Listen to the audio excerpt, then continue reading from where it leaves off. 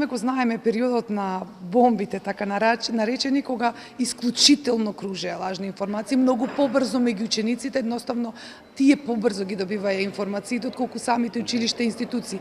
И тука се најдовме во коштец со времето дека ние како да каскаме назад и не сме се присутни тука за да ги заштитиме. Така што секако дека има и многу брзо се шират и помеѓу нив како врснички дезинформации на нивно ниво, но и секако на глобално ниво. Како насекаде во светот, така и македонскиот образовен систем не е имун на лажни вести и дезинформации. Тоа е новата реалност со која денес се соочуваат и наставниците и учениците во земјава. Некои од нив веќе го почувствувале нивното влијание на своја кожа. Затоа е многу важно тие да бидат препознаени на време. 40 наставници од повеќе основни училишта во Северна Македонија беа дел од технолошкиот камп, каде се подготвуваа на теми поврзани со борба со дезинформации, медиумска писменост, сајбер безбедност и како истите да ги пренесат на своите ученици. Она што е специфично кога станува збор за образовниот процес е што тие информации дури уште повеќе и полесно се шират, затоа што младите луѓе допрва треба да учат да размислуваат критички, да ги евалуираат информациите и да ги проценат што од тие информации е вистина, а што не. Резултатите од оваа неколкудневна обука ќе бидат видливи за околу една година.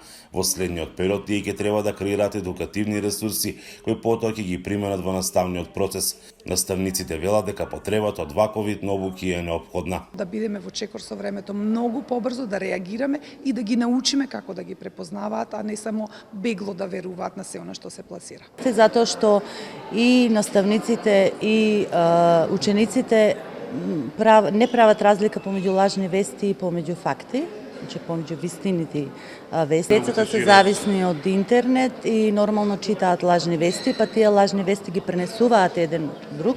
И тука мора да се спомни сајбер насилството, кое е се почесто присутно во училиштата и нормално тоа е наука која што е поврзана. Странските едукатори велат дека станува збор за глобален проблем кој треба да се свати сериозно.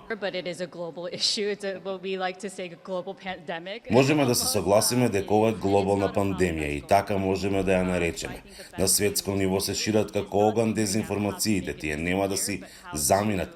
Дезинформациите секогаш биле присутни, сега само забрзан е процесот заради социјалните медиуми.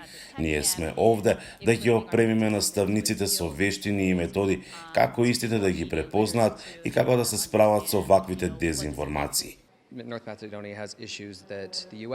Без разлика дали е Северна Македонија или САД, дезинформациите се шират на слични начини преку социјалните медиуми. Можеби целните групи се различни и целта е поинаква, меѓутоа начинот е ист. Нема начин да кажеме дали некој помалку или повеќе би се справил со дезинформациите. Технолошкиот камп кој неодамна се одржа во Охрид беше организиран од Центарот за инновации и дигитална едукација ДИКЕТ, амбасадата на САД во Скопје и тимот на Теч камп на Стејт департментот на САД. За Гласот на Америка од Охрид, Мики Трајковски.